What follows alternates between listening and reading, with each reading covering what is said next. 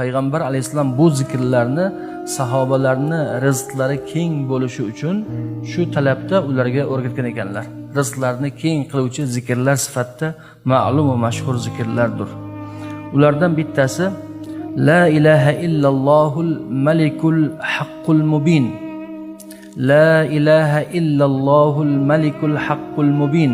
100 marta aytasiz. Bir kunda 100-siga borgandan keyin La ilaha illallohul malikul haqqul mubin Muhammadun Rasulullohi sodiqul va'dil amin deb tugatasiz.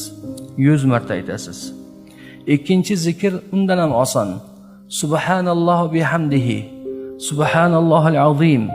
Astagfirullah. Subhanalloh bihamdihi. Subhanallohul azim. Astagfirullah. Buni ham 100 marta aytasiz.